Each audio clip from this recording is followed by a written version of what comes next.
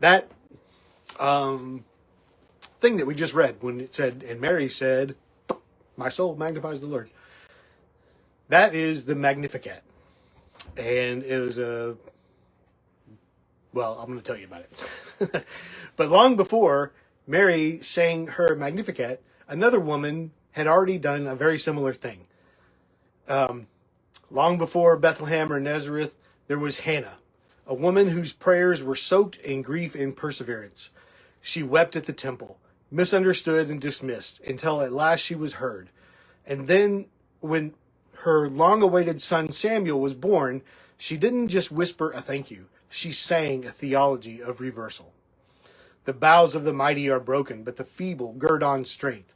The Lord raises up the poor from the dust. Hannah's song is the first Magnificat. It's not about personal triumph. It's about a God who overturns the world's hierarchy and builds something better from the bottom up. And centuries later, Mary takes up the same tune. Both Hannah and Mary live in worlds that underestimate them. Women without status, without voice, without power, and yet they become theologians of liberation. Hannah sings because her barrenness has been turned to abundance. Mary sings because she believes that God will do the same for the whole world. In both songs, joy isn't a distraction from injustice. It's the response to it. They both proclaim a God who doesn't ignore the cries of the humble, but weaves those cries into the world's redemption. Their song reminds us that divine power is not about domination, it's about reversal. Pride brought low, humility lifted high, emptiness filled, greed emptied. This Sunday is Guadete Sunday. Guadete means rejoice. It's Rejoice Sunday. And these women show us what real rejoicing looks like. It's not the shallow kind that denies fear or pain. It's the joy that rises in spite of them.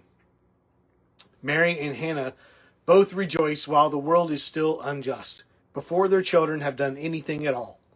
Their joy is an act of faith in a God who is already at work behind the scenes. They teach us that joy and justice belong together, that laughter and liberation come from the same Spirit. Neither comes from a palace. Both are sung in quiet, domestic spaces. A temple courtyard, a hillside home. The world's salvation begins in these hidden rooms of prayer and faith.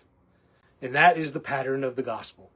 God moves from the edges inward, from the forgotten to the powerful, from the wombs of women to the heart of history. If we want to hear the song of salvation, we have to listen where the world doesn't. Excuse me. Hannah's song and Mary's song call us to join the chorus.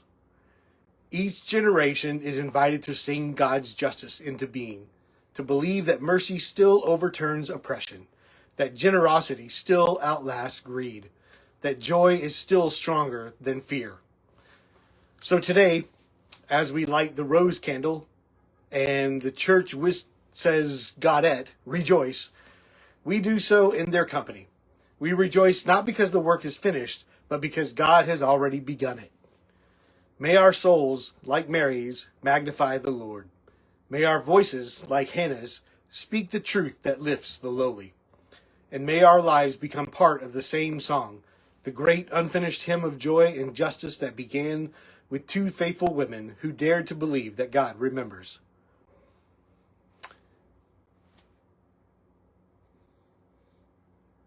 That's it. I didn't write a good ending for the sermon, so that's all I've got to say about that. Oh, my.